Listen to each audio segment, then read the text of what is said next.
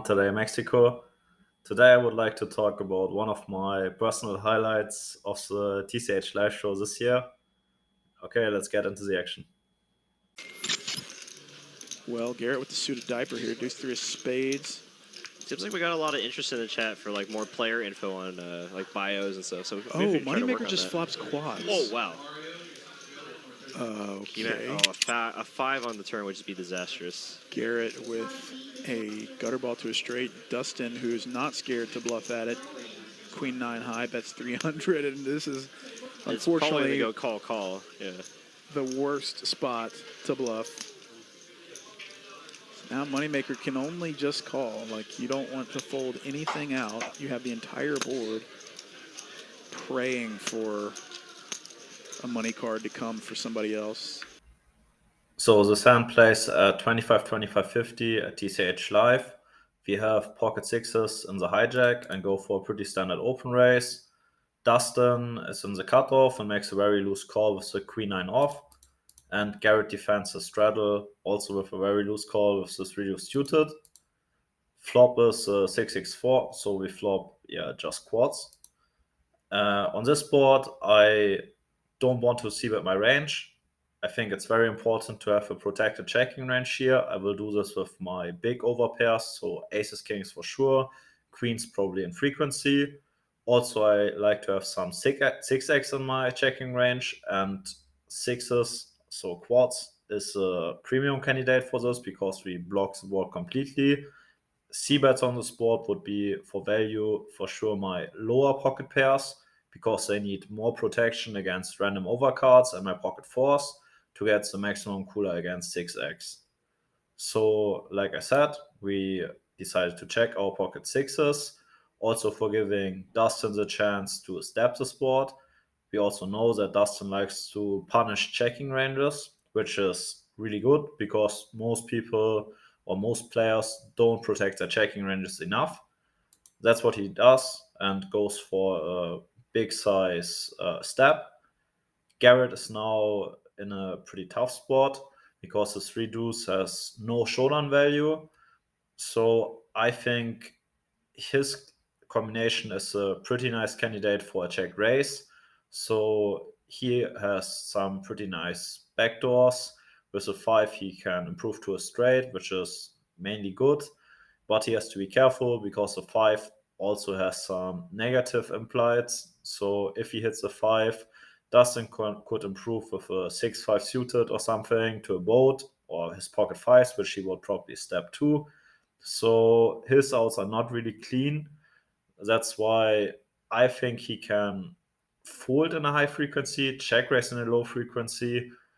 And I'm not no big fan of a call here. He still decides to call. And with sixes, we have now a pretty easy call. So we block the board a lot. And we want to give our opponents a chance to catch up. Deuce of spades.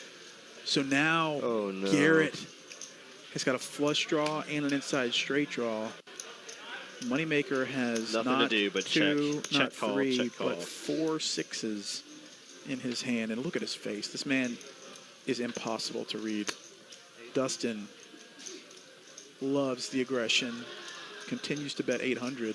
I mean, and now this is going to get at least a call from Garrett, and now you got a real pot for quads. Yeah, if you're gonna call the flop with a gutter and you turn flush draw, you got to call turn. So you have to be a little bit worried about Moneymaker behind, just calling behind everyone else. You know, it's just like it's so strong. So it's hard to put him on quads. Hard to put him on 6-4 pocket fours. Flop boats. Surely you're not folding. Straight draw and a flush draw, bud. It looks like maybe he is. Very disciplined. Nice fold, Garrett. Now Moneymaker thinks, okay, maybe Dustin actually has a hand. Can I get a raise through? Like, could he have pocket aces? Oh my gosh, pocket ace would be so money. Dustin's got 13,000 behind too. Yeah, you really want to take the betting lead here. You know, because you just hate to go check on the. Okay, it does let it go. Okay.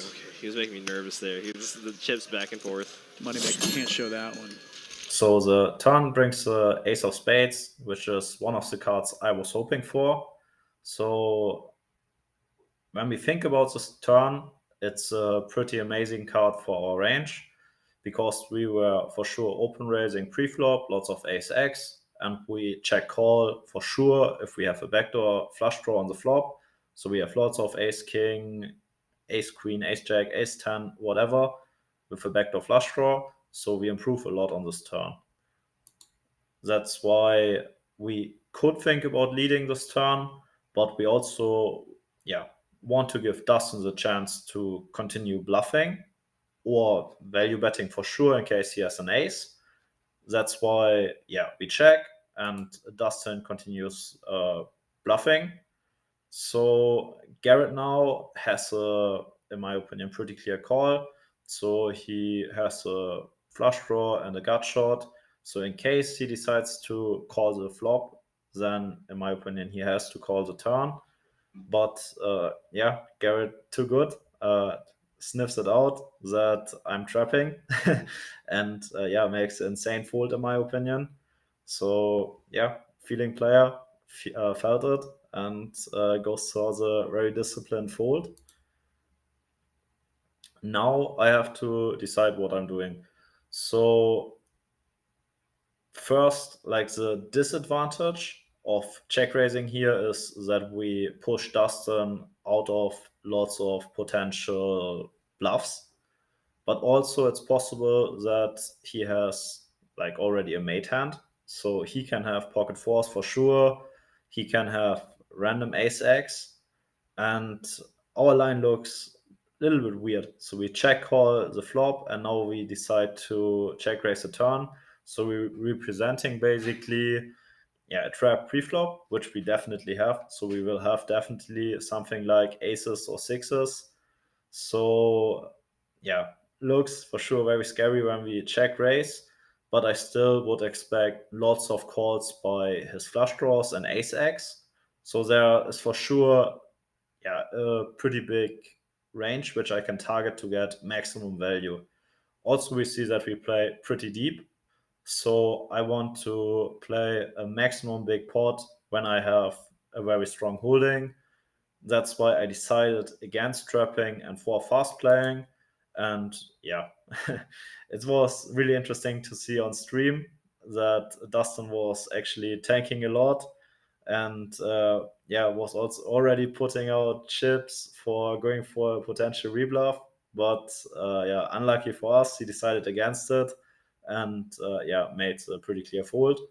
So this hand was interesting, but not the reason why I published the video, because after that things were getting crazy. Queen jack of clubs opens up the gun. Doesn't mean we can still try. Moneymaker with 2 8s. So we still got time. Oh, okay, let's go. Yeah, King 24 8-7, minutes. all hearts. Moneymaker, heater check. Flops another set. Dustin's going to be annoyed once Moneymaker plays back at him once again. Maybe not on this flop, but on come the turn. Not a good flop to exactly slow play, though he is decided to just call. So one hand after that, this happens. So we have pocket eights in the straddle. Dustin goes for an open raise, and we have a pretty clear defend. We flop a set on the king 8-7 monotone. On this board, we don't have a leading range, and we check our range. Dustin goes for a big size c-bet. So normally with our sets and two pairs, we like to do lots of check raising here, because that are basically our bluffs on a monotone board, because we have an option to improve our hand. So that's basically how we want to balance our flushes. So first with, of course, our nut flush draws or really good flush draws and our sets and two pairs. But now Dustin already polarizes a lot. So he goes for, close to a pot size c-bet.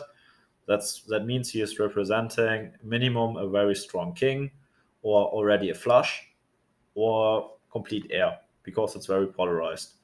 So against this, I don't like to have a check raising range and go for a pure check call. Oh my Eight! gosh, what? He's got quad eights. He's got quads back-to-back hands versus Dustin. What is happening? Quads again. Somebody run the numbers on this. Moneymaker is if that's- actually like, what is?